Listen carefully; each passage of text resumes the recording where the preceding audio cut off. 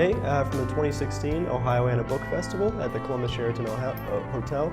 This is Craft.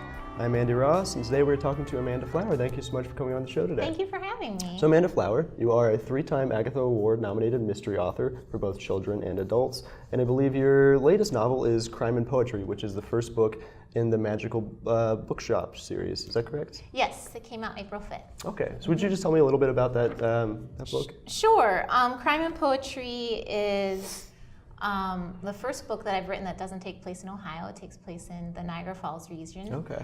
And it's about a magical bookshop. So my protagonist, Violet Waverly, is getting her PhD in English and at the University of Chicago, and she gets a call from her Grandma Daisy, who still lives in Niagara Falls in the village of Cascade Springs. And Grandma Daisy tells her that she's dying. So Violet drops everything, her schoolwork, her job, and rushes to Niagara Falls to go see Grandma Daisy, and she gets there and Grandma Daisy's perfectly fine. And Violet does not want to stay because there was a tragedy that happened when she was in high school and she fled the village. But before she can leave, she finds a dead body, and it turns out to be Grandma Daisy's boyfriend, so now she has to stay and solve the crime to keep Grandma out of jail. Okay. That sounds very interesting. Thanks. So I assume all of the Magical Bookshop books will take place in that same Magical Bookshop with Grandma Daisy? Yeah. They'll all take place in the village, and Violet will remain there as the protagonist. But each book, clues from the bookshop are revealed, and each book focuses on a different author. So the first book, Crime and Poetry, Emily Dickinson is the author, so she gets clues from Emily's poems, and the second book will be Edgar Allan Poe. Okay. So, I'm curious as to the decision to pick authors for which one will be sort of related to that. Could you just tell me a little bit about the decision for Emily Dickinson? Right. Well, originally I chose Ernest Hemingway, and because I thought the title For Whom the Book Tolls was going to be an epic, cozy mystery title, but I could not get it to work into a New England mystery set in Niagara Falls. Like, it's about the Spanish Civil War in the 1930s. It just, I couldn't. Doesn't exactly add up. I know. So then I realized I need probably a 19th century American author, and my protagonist is focused on the Transcendentalists. That's what she's doing her research on. So Emily Dickinson was a contemporary, so that's how I ended up with Emily. Okay, that makes sense. How far along do you have these plotted out? Do you know which author will be focused on in the next one? Or? Well, the next one's done and comes out in December. It's called Pros and Cons, and it's Edgar Allan Poe. So that'll be a lot of fun because he's a perfect fit for mystery. Oh, yeah. And then for the next 3 books, I do have authors in mind. So but you'd prefer not to share them? Well, they're all 19th century New England Americans. So Louisa May Alcott, and Nathaniel Hawthorne, and then I can't remember the third one off the top of my head. But yeah, they're all the same, kind of sticking with that. Very interesting. So you, in addition to publishing your work under Amanda Flower, you also published some books under the name Isabella Allen. Could you just tell me a little bit about your decision to make that distinction between what name you publish under? Sure. Most of my books have been Amish mysteries set in the state of Ohio, Holmes County in particular.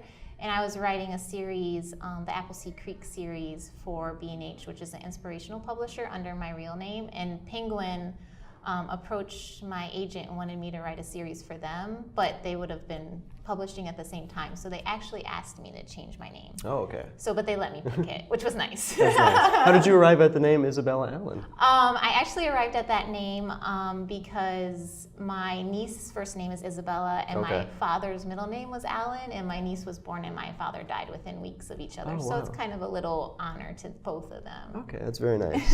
You mentioned that up to this point, all of your books have taken place in Ohio. Yeah. Could you just tell me a little bit about how Ohio has sort of informed your books?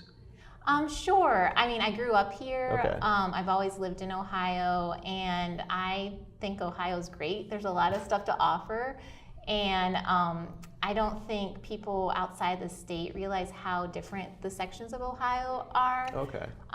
So I'm from the Northeast area, but I did live in Mount Vernon for a while, and it's very different than like the Cleveland area. Right. So it's kind of fun to like highlight that and Oh, show yeah. people, what Ohio's really about. Absolutely. Ohio certainly does have quite the myriad of regions, for sure. So you've had a good amount of success writing for both children and adults. Could you just talk a little bit about sort of what do you enjoy about writing for either?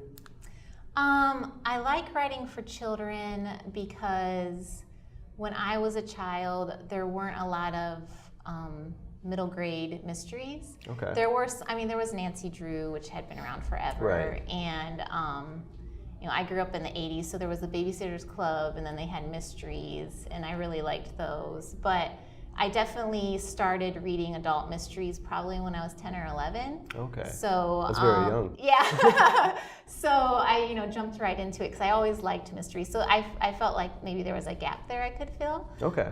For adult mysteries, just because I started reading them so young, it's always been my genre of choice, especially funny ones. So I just write what I love the most. So. Okay. Could you tell me a little bit about your process for writing either one? Do you go about writing children's novels differently than the way you do writing adult? No, I don't know what I'm doing in either case. Okay. So I'm definitely a pantser, and for people that don't know, that means you just wing it and Okay. you write from the beginning. So it's every mystery I solve along with my protagonist, and we're on the adventure together, holding on to our seats. Okay. Thank you for being honest. Yeah.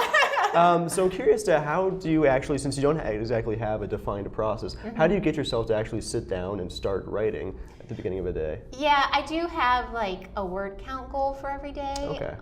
So last year I was under contract to write 5 books, so that's like a book every 2.5 months. So That's I a lot had of to books. I was on it, Yeah. so many words every day and so many words a day I wasn't working. So yeah, I just had to be very, very dedicated. So. Okay, very interesting. So I wanted to talk briefly about your young adult series, the Andy Boggs series. So that's been nominated for an Agatha Award for the past few years. Has that success of that scene, has that impacted the way you go about writing those novels as they come up?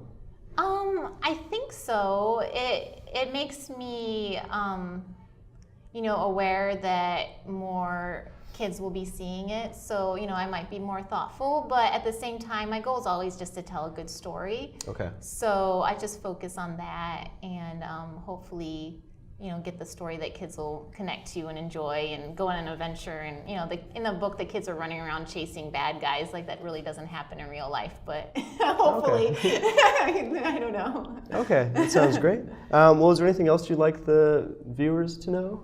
Well, I do have 2 new books coming out, one Okay. in May and one in June. I have, like I told you, I wrote 5 books last year. Right, So now so you're they're just churning them they're out. just cranking out now. Yeah. But the final tap comes out in May, and Okay. that's the second in my Living History Museum mystery series, which is kind of a tongue twister.